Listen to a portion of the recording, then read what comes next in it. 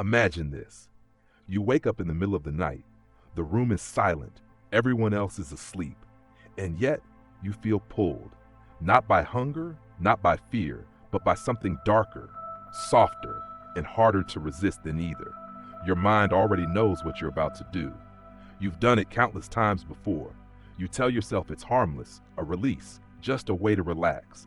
But afterward, you always feel the same. Empty, weak, ashamed, like something was taken from you. And you can't even say what. Now imagine standing in front of a mirror, not just physically, but spiritually, and asking yourself, what exactly am I giving away every time I do this? What if every click, every craving wasn't just draining your energy, but hijacking your attention, reprogramming your identity, training you to become a slave to your lowest impulse?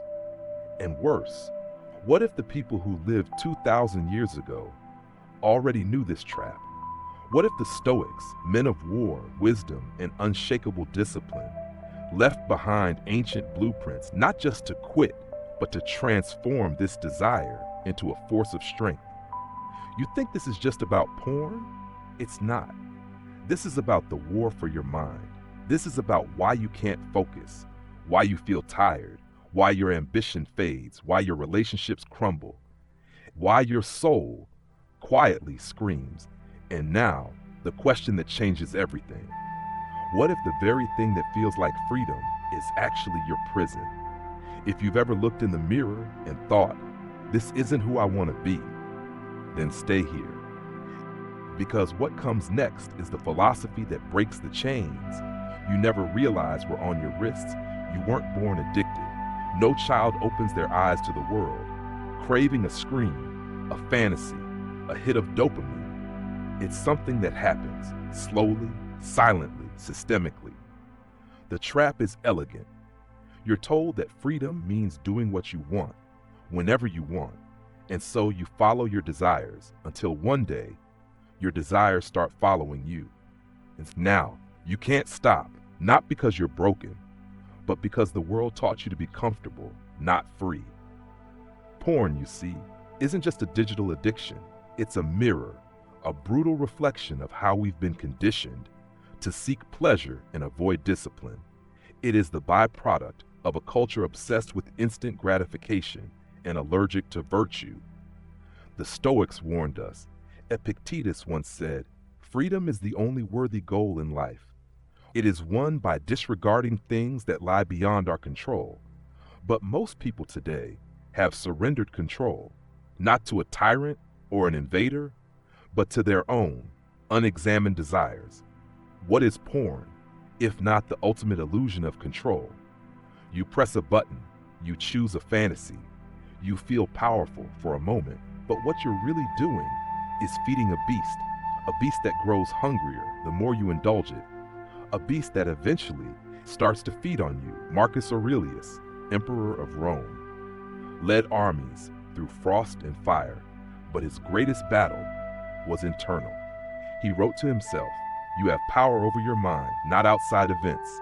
Realize this, and you will find strength." Think about it. You may command machines, you may control money, people, even nations. But if you cannot command your own urges, what power do you truly have? Seneca, the great Stoic thinker, viewed pleasure with suspicion, not because he was puritanical, but because he understood something most people today don't. Pleasure, when pursued blindly, becomes the root of suffering. And a man ruled by pleasure is not a man. He's a prisoner in a velvet cage. You might tell yourself, it's natural, it's biological. Yes, your urges are natural. But do you know what else is natural? Fire, poison, decay. Nature is not your guide unless tempered by reason. And reason is the sword of the Stoic. Porn rewires your brain. That's not philosophy, that's neuroscience. Each time you indulge, your brain releases a flood of dopamine, the same neurochemical involved in addiction to drugs. But unlike heroin or cocaine, porn is limitless, accessible, and socially invisible, which makes it more dangerous because nobody sees your chains, not even you. Musonius Rufus, teacher of Epictetus, said, "It is not possible to live well unless one also lives with self-control." Modern man has confused stimulation with satisfaction. He confuses relief with peace, and worst of all, he confuses enslavement with freedom. Porn is not your friend. It's not just a habit. It is the visible surface of a much deeper fracture, the fracture of identity, of will, of soul. And the worst part, you're not alone. Millions, maybe billions, are caught in the same loop, and they all believe the same lie. I can stop anytime I want, but they don't because they can't. Not until they see it for what it truly is. Not a pleasure, but a weapon. Not a release, but a leash. Let's be honest, you've tried to quit before. You've sworn it off. You've deleted the apps, blocked the sites, maybe even journaled your way through the first week. But then, something happens. Stress, loneliness, boredom, or just a moment of weakness, and like a ghost, the urge creeps back in. Familiar, comforting, predictable. It whispers, just once won't hurt. But once always turns into twice, and twice into another month, lost to shadows. This isn't about morality, it's about power. Who has it? You or the habit? The Stoics believe that our greatest enemy is not pain, but pleasure. Without discipline, pleasure that numbs us, distracts us, seduces us into believing we are free, while slowly eroding our will. Seneca wrote, "A man who is given way to pleasures is not only made captive, but is altogether vanquished." Look at your life. How often do you seek distraction over presence, stimulation over purpose, relief over confrontation with what's truly hurting you? Porn is not just a cause, it's a symptom of deeper unrest, lack of meaning, lack of direction, lack of tested values. And in a culture that rewards appearance over depth, speed over stillness, comfort over character, you've never been taught how to resist, only how to escape. But escape is not the Stoic way. The Stoic faces the fire, not to suffer, but to become something more. Epictetus, born a slave, rose to become one of the greatest teachers of inner freedom. He said, "If you want to improve, be content to be thought foolish and stupid." In other words, to rise above the masses, you must be willing to go against what the masses consider normal. And today, the normal man is hooked on porn, weakened by comfort and blind to his own erosion. You are not meant to be normal. You are meant to become excellent, not in the eyes of others, but in the clarity of your own soul. Let's speak plainly. Every time you open that screen, you are not just giving in, you are making a trade. You trade purpose for pleasure, potential for numbness, drive for shame, self-respect for secrecy, and that trade is never worth it. Marcus Aurelius said, "Ask yourself at every moment, is this necessary?" When was the last time you asked yourself that before giving in? There is a reason. The Stoics meditated daily on death, not to be morbid, but to sharpen the urgency of life. What if today was your last? Would you spend it just chasing a flickering screen? Would you feel proud of what owned you?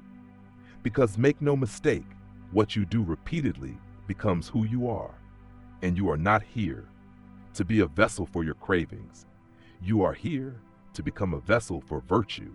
That's what the Stoics called arete, excellence of soul. It is the reason we are here, to live with honor, to tame the body, to master the mind, and to walk through fire with unshakable calm. So the next time the urge comes, don't run, don't numb, don't lie to yourself. Instead, observe, look it in the eye, and whisper, "I am not your slave." Because the war you're in is not against your body, it's against your attachment to illusion. And illusion only has power when it's left unchallenged. This is the beginning of your challenge. You thought it was harmless. You thought it stayed in the dark, behind closed doors, invisible. But it never stays hidden. Because what you consume in secret shapes who you become. In public, every time you surrender to that craving, your brain rewires itself, just a little. Your dopamine threshold rises. Real life pleasure feels dull. Attention becomes fragmented. Patience erodes. Women become objects, not people. And your reflection becomes a stranger. You begin to live in a haze, a world where nothing truly satisfies. And yet you crave everything. You scroll more, sleep worse, you feel more anxious in silence. And slowly you lose your edge. Not just your sexual drive, but your ambition, your clarity, your presence. The Stoics believed that the cost of vice was not just internal, it rippled outward. Marcus Aurelius wrote, "The soul becomes dyed with the color of its thoughts." What color is your soul becoming after thousands of hours spent chasing shadows? This isn't just about you. This is about who you are in the world, in your relationships, in your work, in your mission, or your lack of one. Because the man who cannot control his pleasure cannot lead, cannot love, cannot build anything that lasts. Not because he is evil, but because he is exhausted from fighting a battle he doesn't even realize he's in. Now, ask yourself, what is the true cost of this habit? Not just in minutes lost, but in the man you were meant to become. What if you stopped fighting yourself? What if the path to freedom wasn't found in another blocker app, but in a total rejection of the modern script? You were never meant to live like this. Your body, built by nature to endure storms and build empires, now curls into a chair, consumed by images and fantasies that give nothing back. The Stoics knew the way out, and it's not comfortable. It begins with one brutal truth. You do not need more willpower. You need a new philosophy, because a man guided by philosophy doesn't fight impulses with shame. He defeats them by seeing through them. He knows this is not pleasure, this is weakness, wearing perfume. Marcus Aurelius faced war, betrayal, plague, yet he wrote, "If it is not right, do it. If it is not true, do not say it." So you stop lying to yourself, to your excuses, to the voice that says just once. You begin your rebellion with discipline, but not the loud kind, the quiet, daily kind. You rise at dawn, you move your body, you eat clean, you sit in stillness, you read wisdom, not feeds, you speak less but with meaning. You transform your desire for pleasure into hunger for honor. And when the urge returns, because it will, you don't panic, you notice, you breathe, and you say, "I am not the man I was yesterday. I am no longer for sale." You don't escape the trap, you rise above it, because the man who lives by virtue no longer needs a cage. There is a moment when the noise fades, no screams, no cravings, no chase, just silence. And in that silence, something ancient stirs. It is not your hunger, it is not your pain, it is you, the part of you that was never broken, never addicted, never lost.